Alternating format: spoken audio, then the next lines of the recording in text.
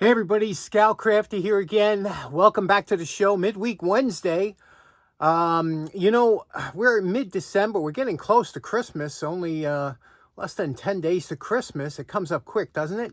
Trying to get all that shopping and everything done. So I've been kind of waiting on cutting my hair. I kind of wait because I'm going to go see my sister and everything. And I usually cut my hair before I go see her and whatnot. So I kind of let it grow. And I was looking the other day, it's like, man, look at my eyebrows. You know, when you get older, your eyebrows and the hair in your ears grow like wildfire. It's amazing.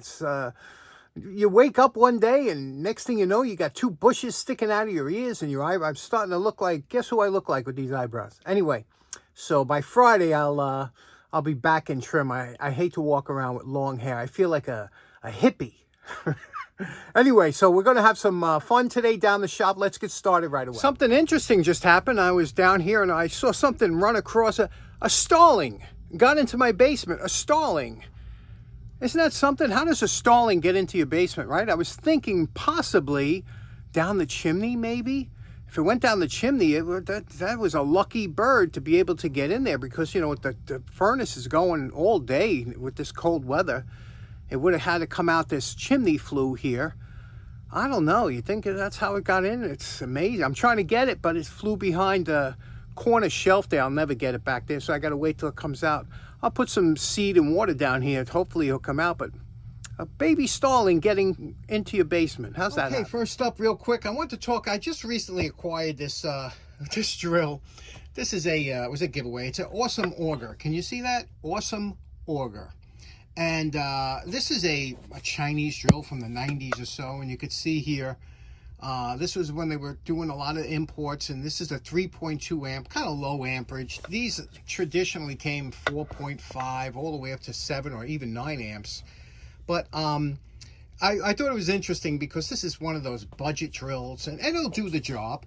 I'm not a tool snob, as you know. Here it's a 2-speed. It's got 1 and 2 on this little knob here. You can see it says 1 and 2 on there. And it's got forward and reverse. It's got the locking switch. And it's got this plastic Jacob's chuck, which I got to tell you, you know, I don't have a lot of faith in those plastic. But I got to tell you, this type of ABS plastic is a very strong plastic, you know, and it's double insulated. Let's plug it in and see if it works. Okay, we are plugged in. Here we go. Okay, that's low speed. Let's put on 2.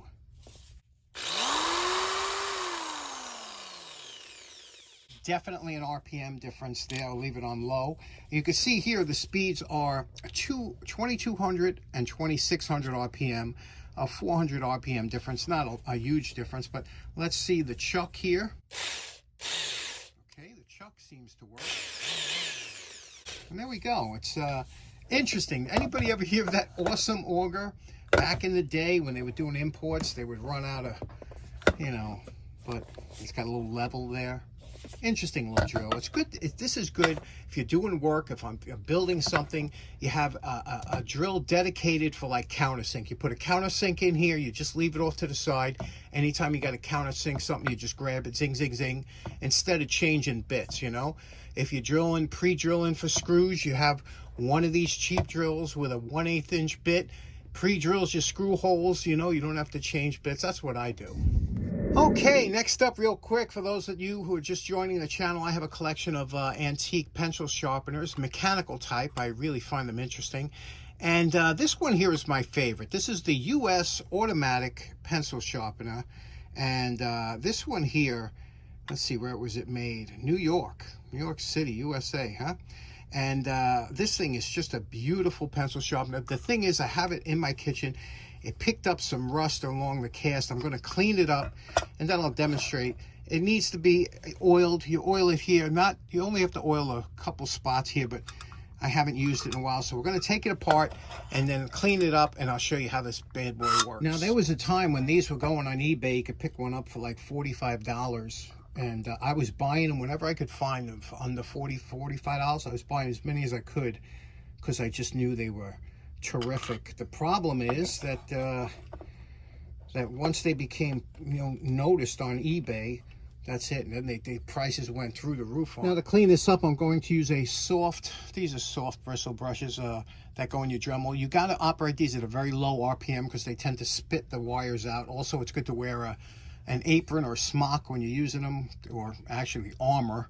And you see all the rust around the edges here. We got to get rid of all that and clean this up nice, and I'll just touch up the rest. Okay, this is the 3-bladed cutter that you'll see how that works in a minute. Now, you can see here what we're doing. We're just cleaning it up here, okay? You do not want to touch this side here. You just want to clean it, make sure it's clean. But on this side here, this is the bevel going down. And we're just going to take that small piece of sandpaper, like I did here, and we're just going to go over it. This should be very sharp here. Now, a lot of people mention, you say, you know, you could put a magic marker. You know, an old timer years ago told me, and because we used to put Dykem or something like that on the edge, but you know, he used to say, get used to using the light, because the light will not trick you. Sometimes you put a magic marker on there, and sometimes, you know, you remove the magic marker, but you didn't really clean up the bevel. You have to really look at the light. See how that light's reflecting on there? And that'll show me where my defects are, where I have to go. Get used to using, the light is really important on there. And also a loop really helps, or magnification, but we'll do the rest of these and then put it back together. Okay, there are 2 spots to oil this, and you can see it. And I love when they say oil here. You see that? It says oil here.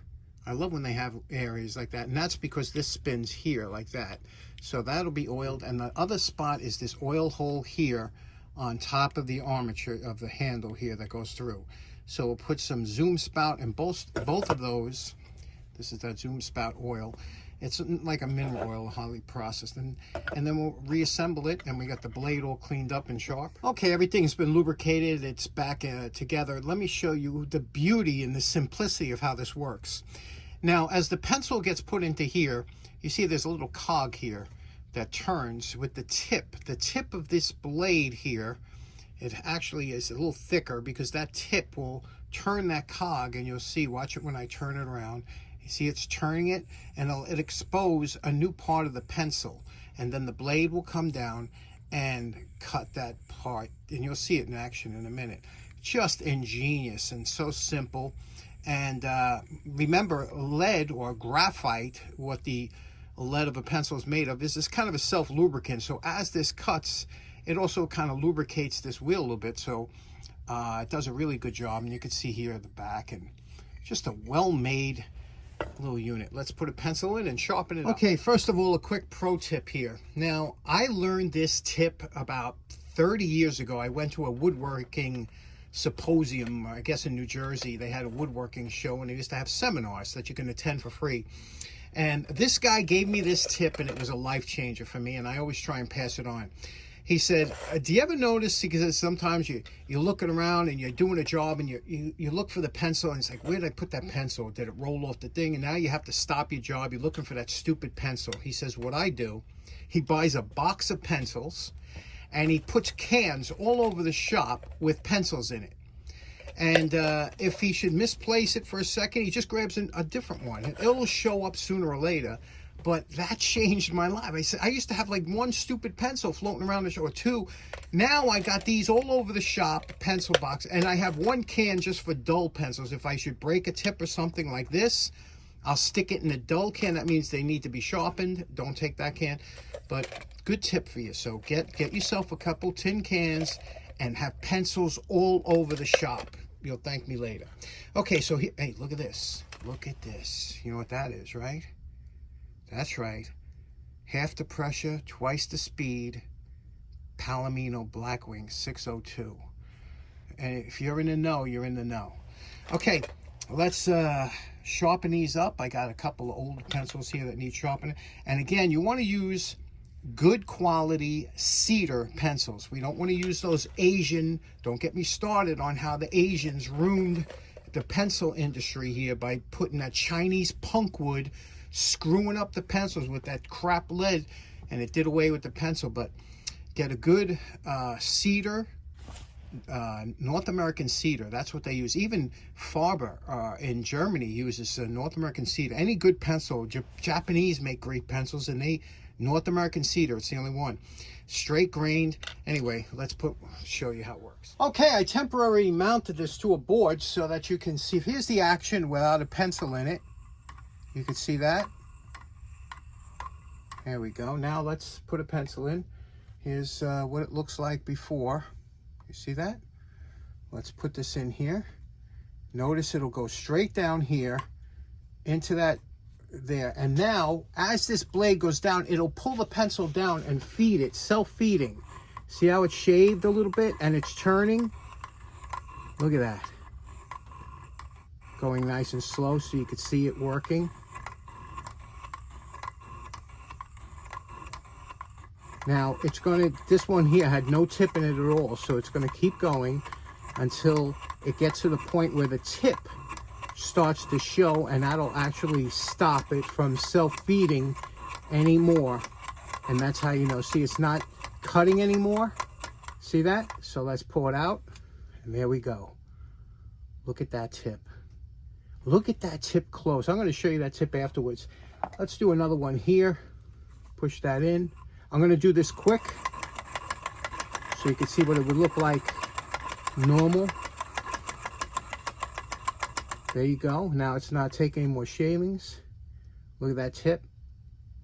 I know what you're thinking. First of all, some of you have stopped the video and went on eBay looking for this, and rightly so. To me, this is one of the coolest inventions ever made. Check that out.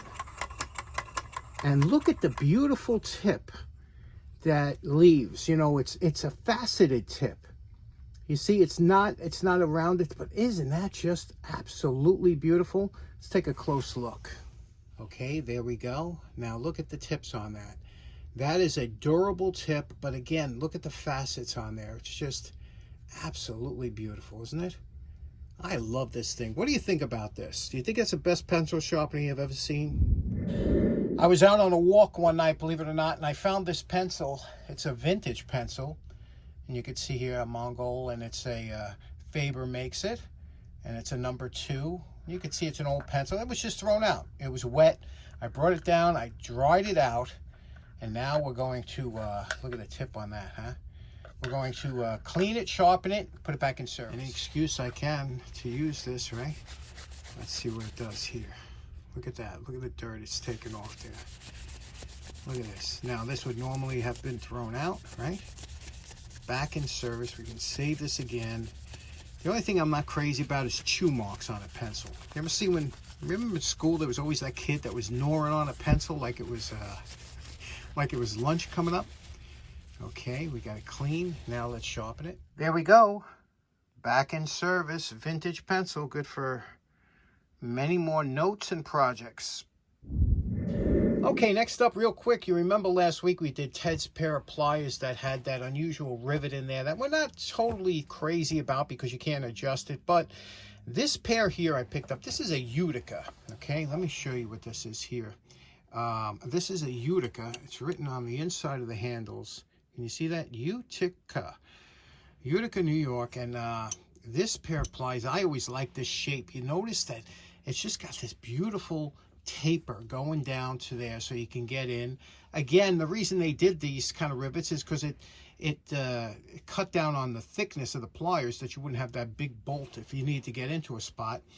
But it's just a nice pair. It's like I said, it's a vintage pair. They didn't make these very long. And this one had the screwdriver. A lot of times they were putting a screwdriver in the back. The screwdriver looks like the tip has been bludgeoned a little bit, maybe tapped on or whatever. We'll fix that. And there we go. We're going to do a quick one on this. Take a look at what it looks like. Now, the tip here needs a reprofiling. You see that tip? If you look real close, that tip is kind of mangled up, whatever. So we'll do that. Do it real nice. And what do you say we get to that? Whenever you use these wire brushes on your Dremel, eventually they'll get kind of worn out. And you're supposed to throw them out. But I really don't. Sometimes they go into a cone when you're using it. And this, believe it or not, is perfect because that's tightly wound. And that's perfect to get into here, around the edges in here and inside of here as you're opening. Because, you know, we're not going to take it apart. We're not going to pop that rivet out.